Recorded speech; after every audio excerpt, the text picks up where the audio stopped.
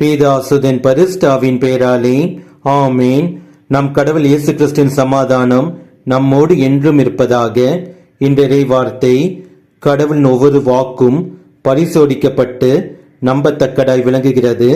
தம்மை அடைக்கலமாக கொண்டவர்களுக்கு அவர் கேடயமாயிருக்கிறார். God keeps every promise he makes. He is like a shield for all who seek his protection. நீதிமொழிகள் அதிகாரம் 30 வசனம் 5. வாழ்க்கையில் போராடி கொண்டிருக்கிறீர்களா? மனதுருகி கண்ணீரோடு நம் கடவுள் இயேசு கிறிஸ்துவிடம் வேண்டுங்கள். அவர் உங்களுக்கு பதிலளிப்பார். அவர் கூறும் பதில் உங்களுக்கு அளிக்கப்பட்ட வாக்கு தத்தம். அந்த வாக்கு தத்தத்தை விசுவாசித்து சோதனைகளை தளராடி நின்றீர்கள் என்றால் நீங்கள் தான் பாக்கியவான். நம் கடவுள் இயேசு கிறிஸ்து உங்களுக்கு கொடுக்கும் வாக்கு தட்டம் நிறைவேறியே ஆகும். அவரது வாக்கு தத்தத்தை நம்பி அவரை அடைக்கலமாக கொண்டவருக்கு அவர் கேடயமாய் இருக்கிறார். நம் கடவுள் இயேசு கிறிஸ்துவிடம் நம் கஷ்டங்களையும் மனபாரத்தையும் கூறி அவர் அளிக்கும் வாக்கு தட்டத்தை பெற்று விசுவாசத்தில் நாம் நிலைத்து வாழ்வோம். இயேசுவுக்கே புகழ், மரியே வாழ்க. ஆமேன்.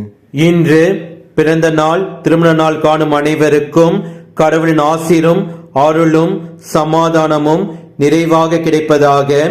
உங்களுக்கு எங்களுடைய வாழ்த்துக்களும் ஜெபமும். வாழ்வு தரும் இறை வார்த்தை, ஆறுதல் அளிக்கும் இறை வார்த்தை, உண்மையை உணர்த்தும் இறை வார்த்தை, நம்பிக்கை தரும் இறை வார்த்தை, இது இயேசு வழங்கும் இறை வார்த்தை, இது இயேசு பேசும் இறை வார்த்தை.